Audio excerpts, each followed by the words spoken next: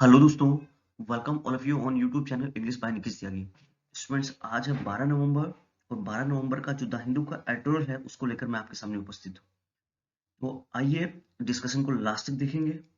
Students, vocab के साथ साथ मैं पूरा ग्रामर भी क्लियर करूंगा और हिंदी मीनिंग तो मैं आप लोग को बताने वाला हूँ। तो आइए शुरू करते हैं। देखिए, आज का टाइटल है, बोला हुआ है weak at the top. Weak at the top किसको लेकर बोल रहा है? ये कह रहा है कि जो कमजोर है कहीं ना कहीं वो किस पर है? टॉप पर है। टॉप का मतलब कहीं ना कहीं बच्चों ये बात कर रहा है बिहार के इलेक्शन की। आप लोग सब जानते हैं बिहार में जो इलेक्शन हुए हैं, नीतीश कुमार के पास जो सीटें हैं वो लगभग 43 के आसपास सीटें आई हैं। तो नीतीश कुमार के पास कम सीट होने के बावजूद भी वो कहां पर है? टॉप पर है। कहीं ना कहीं टॉप वो बता रहा है कि वो सीएम बनने वाले हैं कहीं ना कहीं। तो वीक इसलिए ही उसने कहा है वीक एट द टॉप, कि कम सीट्स हैं लेकिन फिर भी किस पर है? टॉप पर है। कहीं ना कहीं वो अब सीएम दोबारा वापस लौटने वाले हैं। Nitish Kumar returns as Bihar.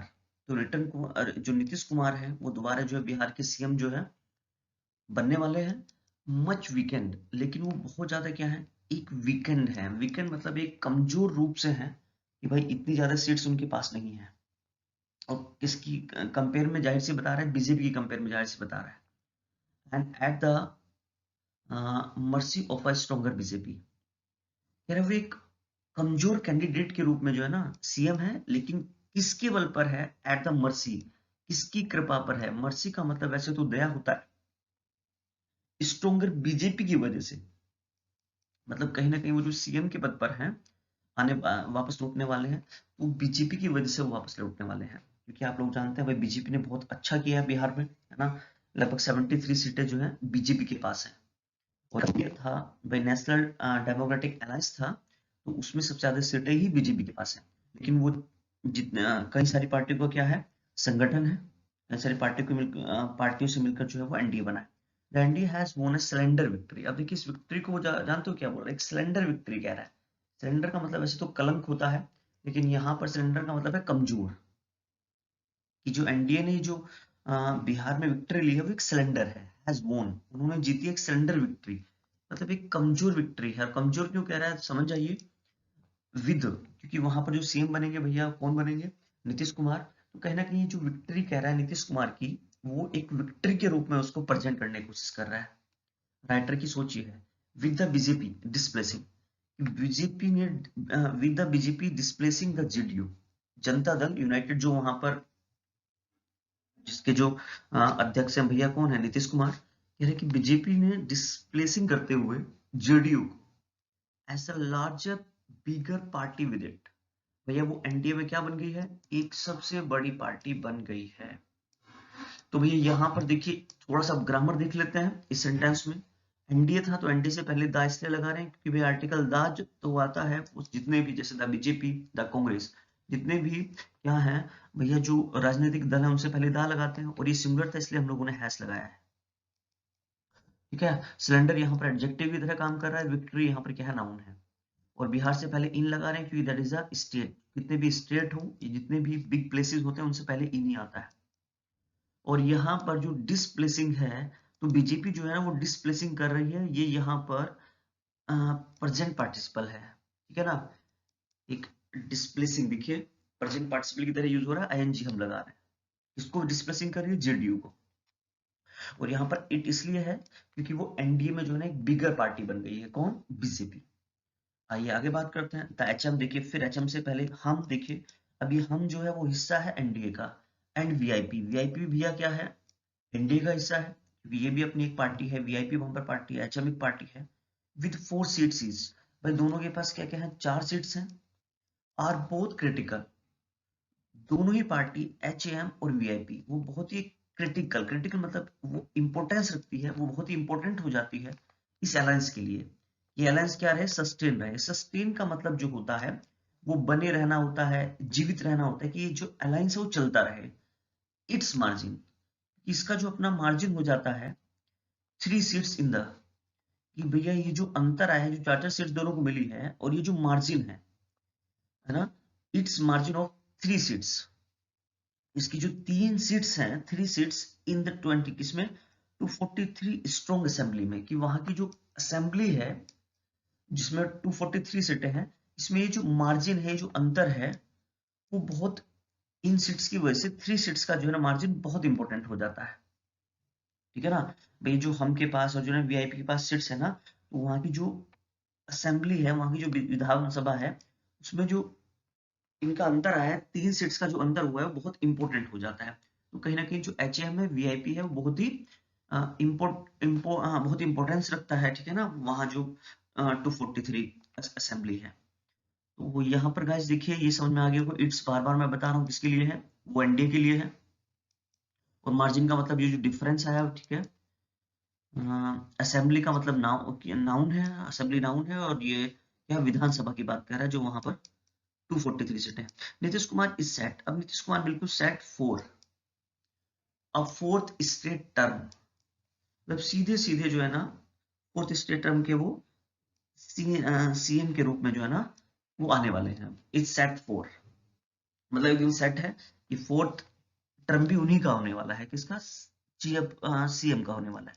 क्योंकि आप जानते हैं इससे पहले 3 बार जो है ना, बता दूं आपकी नॉलेज के लिए, 3 बार जो सीएम रह चुके हैं नीतीश कुमार, तो चौथा सीएम भी कौन बनने वाला है, नीतीश ही बनने वाले हैं। This time at the mercy of, लेकिन इस बार वो है ना किसकी कृपा की वजह से है, बीजेपी की कृपा की वजह से। यहीं पर एक पॉइंट सुनिएगा, क्योंकि वहां पर जेडीयू हर बार बहुत अच्छा करती थी और बहुत ज्यादा सीटें आती थी किसकी, बीजेपी के कंपेयर में। लेकिन इस बार बहुत कम सीटें आई हैं, लोगों ने उनको पसंद नहीं किया, और बीजेपी एक बहुत अच्छी पार्टी होकर वहां उभरी है।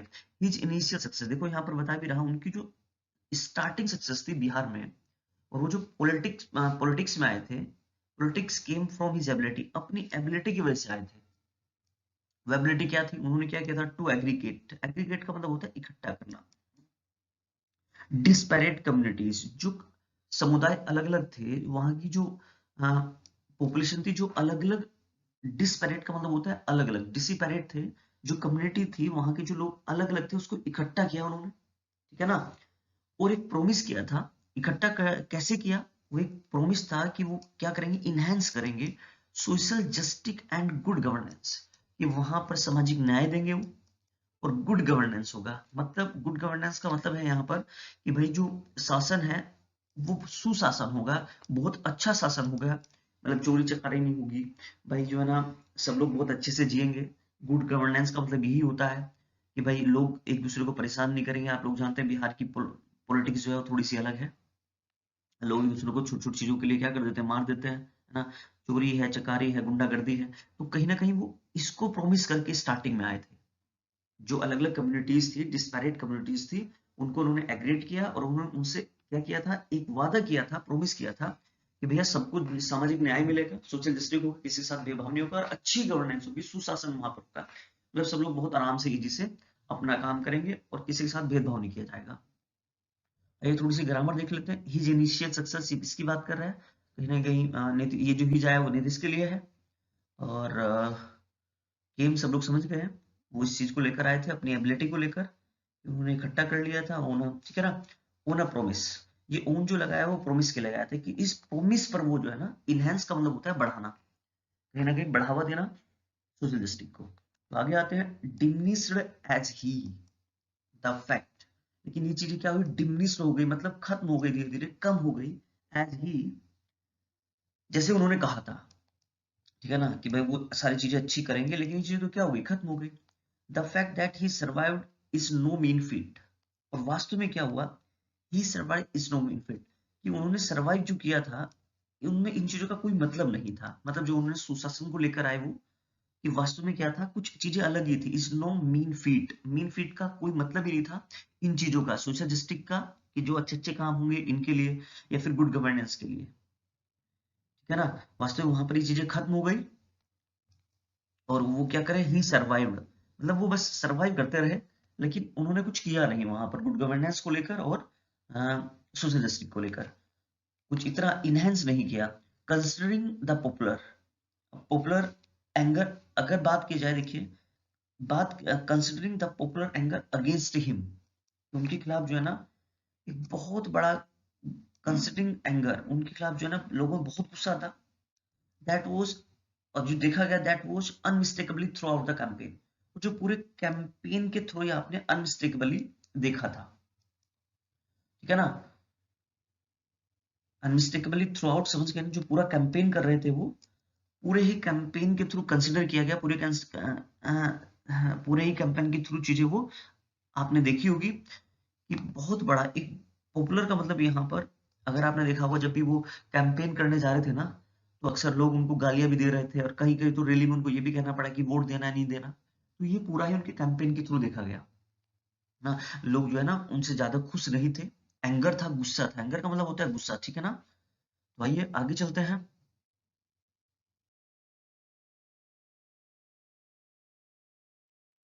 ही फेस्ड, उन्होंने क्या किया था, ही फेस्ड द इलेक्टोरेट। इलेक्टोरेट का मतलब होता है जो वोटर्स हैं, लिख लेंगे आप लोग, जो वोट करने वाले हैं, विद अ बेटर्ड इमेज। उन्होंने पूरे, देखिए, जो पूरा कैंपेन करते रहे, उन्होंने एक बेटर्ड इमेज को फेस किया। बेटर्ड का मतलब होता है भाई, जो सुशासन का मुद्दा वो लेकर आए थे, है ना, गुड गवर्नेंस का मुद्दा लेकर आए थे, तो एक उससे क्या हुआ, उनकी इमेज बहुत बेकार हो गई, क्योंकि उन्होंने उस पर फैक्ट जो राइटर कह रहा है कि फैक्ट में उन्होंने इस पर काम तो किया नहीं, तो एक बैटर्ड इमेज हो गई, बहुत गंदी इमेज। बैटर्ड का लिख लीजिए कि उन्होंने ये फेस किया। एंड अ पार्टनर, और उनका जो एक partner that made its own plan, उसने खुद के प्लान बनाए। और ये पार्टनर किसकी बात कर रहा है, कहने कहीं बीजेपी की बात कर रहा है। देखिए ये पार्टनर कौन है, एचआईएम भी है और कौन, वीआईपी भी है। खुद के प्लान बनाए एंड ए पार्टनर्स का पार्टनर, देखिए पार्टनर का पार्टनर समझ गए ना, किसको बोल रहा है, बीजेपी को बोल रहा है ना। क्योंकि भैया पार्टनर कौन है, पार्टनर तो एचआईएम भी है और क्या, वीआईपी भी है। और पार्टनर का पार्टनर मतलब बीजेपी ने क्या किया, who cured the pitch for him. कहीं ना कहीं क्यूरिड का, सॉरी, क्यूर क्यूर क्यूरिड नहीं, sorry, cure the pitch for him, उनके लिए कहीं ना कहीं गड़बड़ कर दी, है ना, कि भाई वो खुद से बैटिंग ना कर पाए। हु, है ना, क्यूरिड, sorry, who cured the pitch, है ना। क्यूर समझते हैं ना, क्यूर का मतलब है यहाँ पर गड़बड़ी करना ना। उनकी उनके लिए मतलब चीजें गड़बड़ा गई अब, क्योंकि भाई बीजेपी ने क्या किया, खुद के प्लान बनाए ना, खुद की स्ट्रेटेजी बनाई, है ना। और जिससे जो है ना नीतीश जी को क्या हुआ, who curate the pitch for him.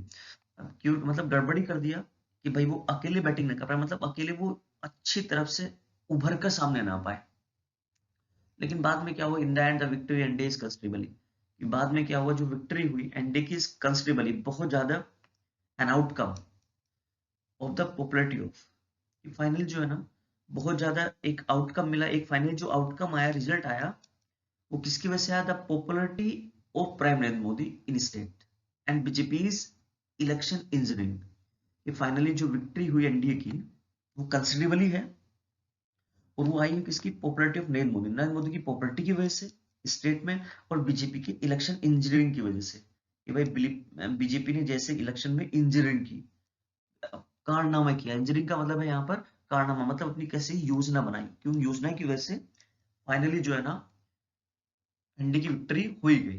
Considerable का मतलब होता है बहुत ज्यादा ना, कंसिडरेबली मतलब ध्यान देने वाली बात है ना।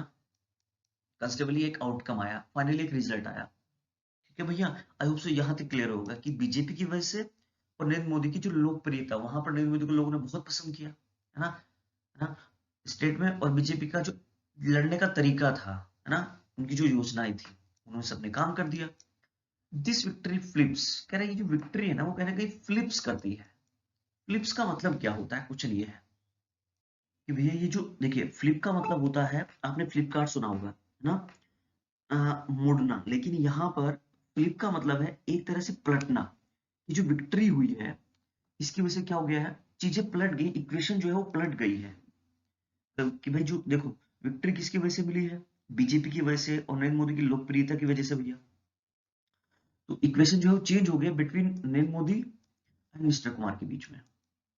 This brings a new dynamic, ये जो चीजें हैं, ये एक नया डायनेमिक जो है ना, एक नई चीजें लेकर आते हैं अलायंस के बीच में। एक डायनेमिक जो है ना, चीजें चेंज, डायनेमिक रूप से चीजें चेंज हो जाती है। ब्रिंग्स का मतलब होता है लाना, और new dynamic to alliance and consequently governance in, परिणाम रूप से क्या हो जाता है, गवर्नेंस इन बिहार।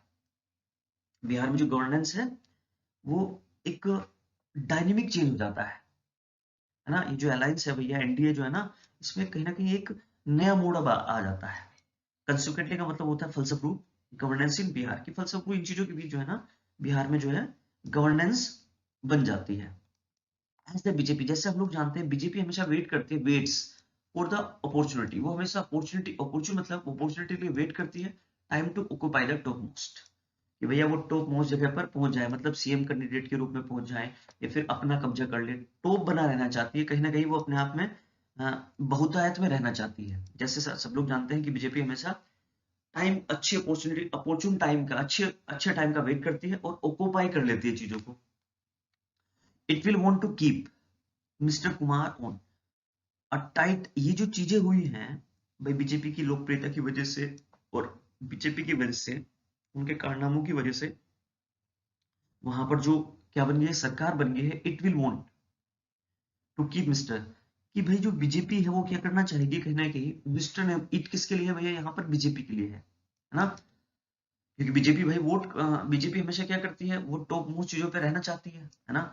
बीजेपी जो है ना वो सुपर कैंडिडेट के रूप में चाहे, टॉप मोस्ट का मतलब वो सीएम वाली फॉर्म ही बात कर रहा है यहाँ पर, कि वो जरूर सीएम बनना, सीएम कैंडिडेट के रूप में जो है बीजेपी जरूर चाहेगी। तो ये क्या कर देगा, ये ये जो चीज हुई है, तो बीजेपी चाहेगी कि मिस्टर जो कुमार है उसको एक टाइट लीस में भेज देगी। टाइट लीस का मतलब होता है कहीं ना कहीं एक, वो कहीं ना कहीं एक बात सुनेंगे किसकी, बीजेपी की, मतलब बीजेपी के अंडर टाइट लीज, एक ऐसी सिचुएशन में हो जाएंगे कि भाई जो चलेगी वो बीजेपी की चलेगी। टाइट लीज का मतलब होता है अनकंफर्टेबल वाली सिचुएशन में नहीं रहेंगे, क्योंकि अब तक क्या था, अब तक जीडीपी की सत्ता चल रही थी भाई वहां पर, जीडीपी सॉरी जेडीयू का राज था, GDP sorry for that, JDU का राज था, जेडीयू की प्लान बनते थे क्योंकि भाई उसकी ज्यादा सीट्स आती थी, लेकिन अब सीट्स किसकी आ गई, बीजेपी की आ गई है, तो इससे जो है ना मिस्टर जो नीतीश कुमार है वो कहीं ना कहीं कंफर्टेबल जोन में नहीं होंगे।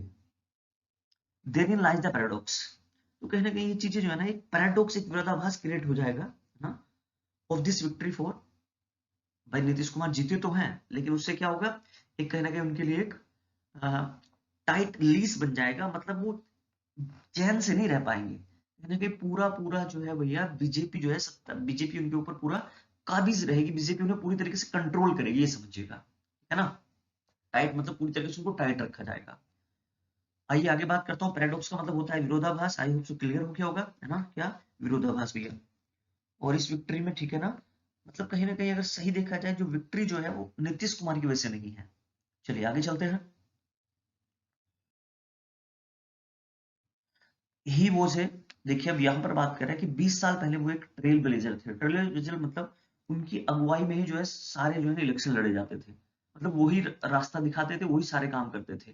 ट्रेल ब्लेजर का मतलब होता है अगुवाई, अग्रणी, मतलब वो कहीं ना कहीं अग्रणी वही रहते थे, वही लीड करते थे बीजेपी को भी 20 साल पहले।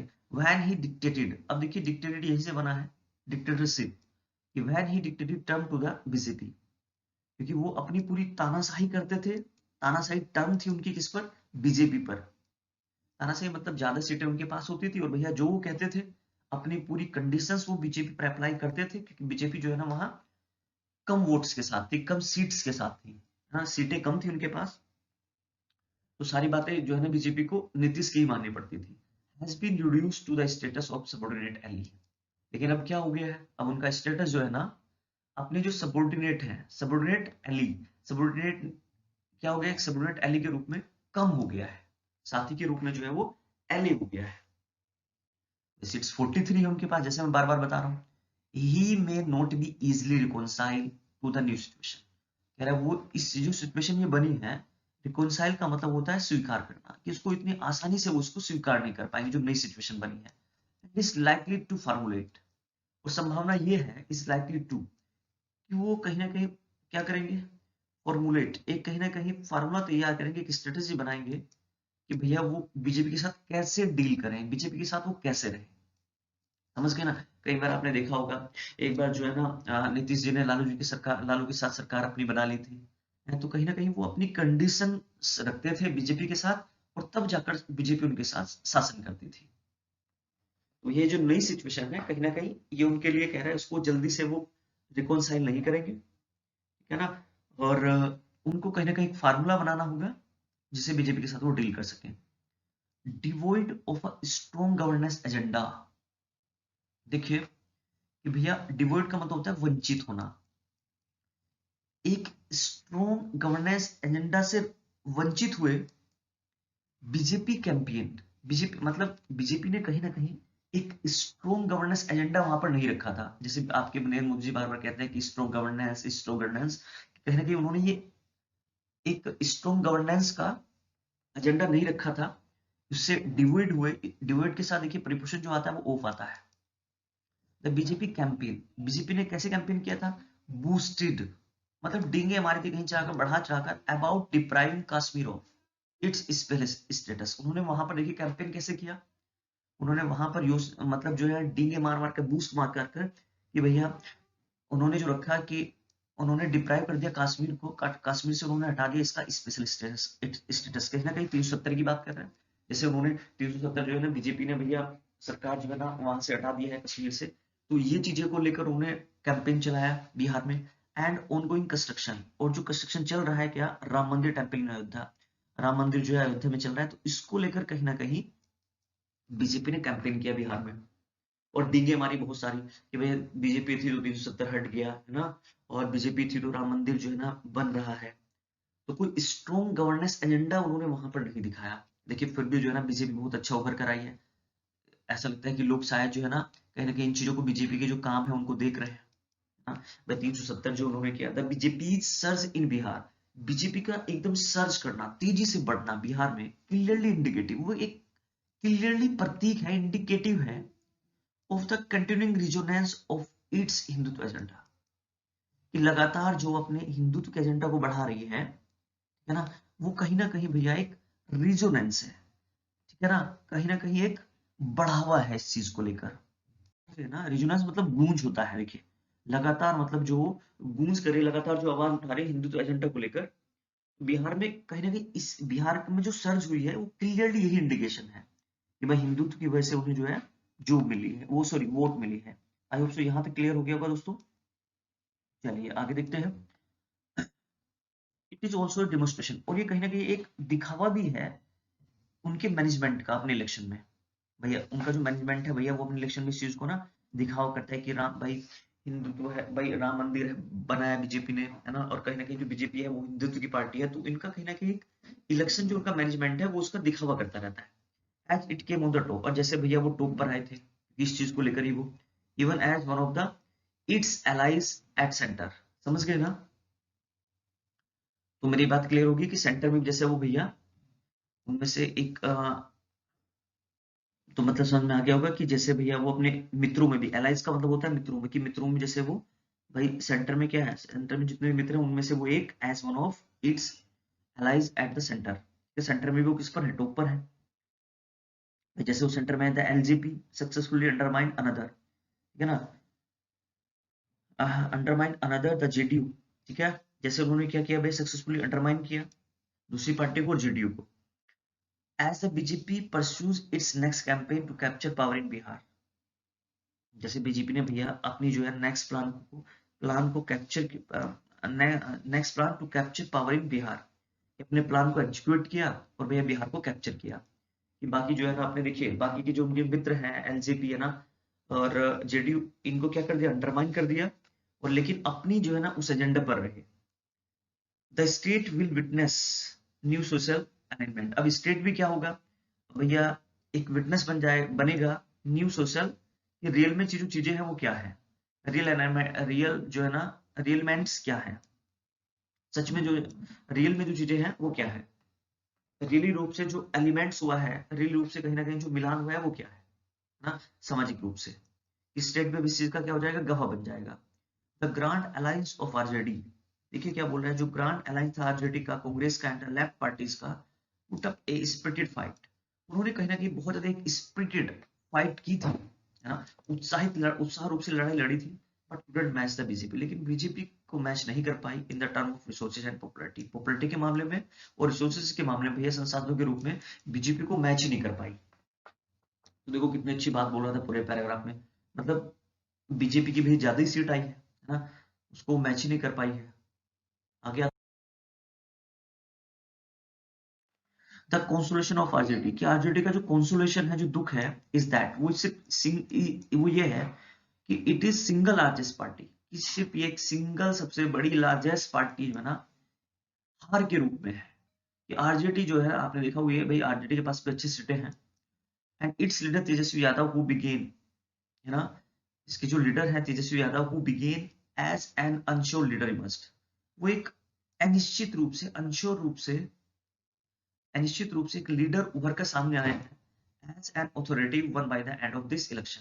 शुरू से लेकर स्टार्ट तक भैया वो एक सिर्फ एक ऑथोरिटी जो है ना, ऑथोरिटी के रूप में, है ना, एज एन ऑथोरिटी, वो एक ऑथोरिटी के रूप में जो है ना, शुरू से लेकर अंत तक जो इलेक्शन हुआ है उसमें एक अनिश्चित रूप से एक लीडर उभर कर सामने आए हैं, है ना, अनश्योर, श्योर भी नहीं कर रहे हैं, अनश्योर कह रहे हैं, ठीक है ना, और वो एक सिंगल पार्टी है जो हारी है, but there is no guarantee, लेकिन इस चीज की कोई गारंटी नहीं है भाई, but there is no guarantee of a path to power in Bihar, कि भैया उनको बिहार में पावर मिलेगी, इसकी कुछ भी गारंटी नहीं है, क्योंकि भैया आप लोग समझ गए होंगे मैक्सिमम सीटें किसकी हैं, बीजेपी की है, लेकिन कहीं ना कहीं देखिए जो आरजेडी है वो भी एक उभरी है, एक सिंगल लार्जेस्ट पार्टी उभरी है, भले ही हार हुआ, है ना, हार के रूप में, और जो लीडर है तेजस्वी, वो शुरू से लेकर लास्ट तक भैया एक इस इलेक्शन में एक अनश्योर लीडर जो है ना उभरे हैं, इबर्स का मतलब होता है सामने आए हैं।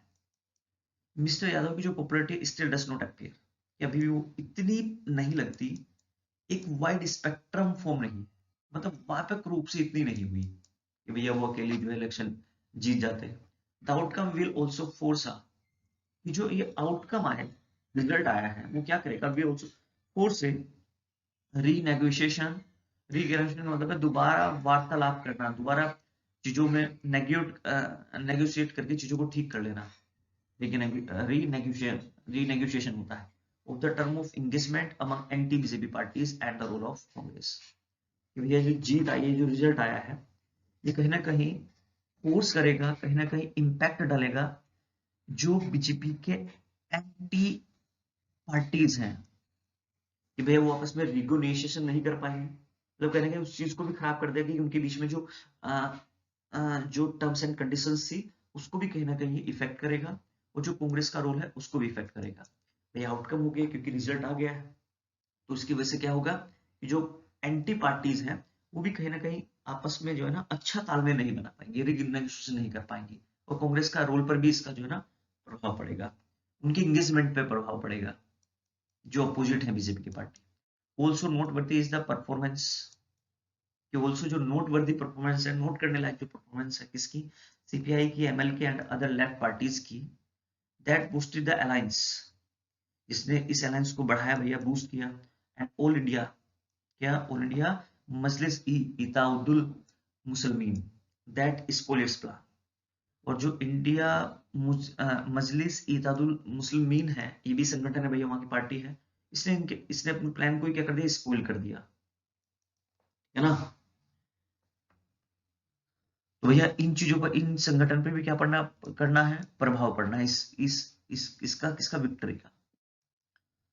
This that prime minister Modi can still, अब देखिए क्या कह रहा है, state election is an indication, कि अभी भी जो प्रधान नरेंद्र मोदी है, जो प्रधानमंत्री हैं, वो अभी क्या कर सकते, स्टिल विन, वो जीत सकते हैं भैया, एक इंडिकेशन है that in the term of ideology, मतलब जो बीजेपी की विचारधारा है उसकी वजह से वो अभी भी, और जो ऑर्गेनाइजेशन है, लीडरशिप है बीजेपी की, वो कहीं ना कहीं अभी भी स्टेट इलेक्शंस को वो क्या कर सकते हैं, विन कर सकते हैं। A viable alternative to the BJP is still some distance away, कि भाई बीजेपी के पास एक वाइबल अल्टरनेटिव है to the BJP is still some distance away, कि आगे भी जो इलेक्शंस होने वाले हैं ना, उन्हें भी वो बीजेपी जो है ना वो थोड़ी सी ही डिस्टेंस पे है।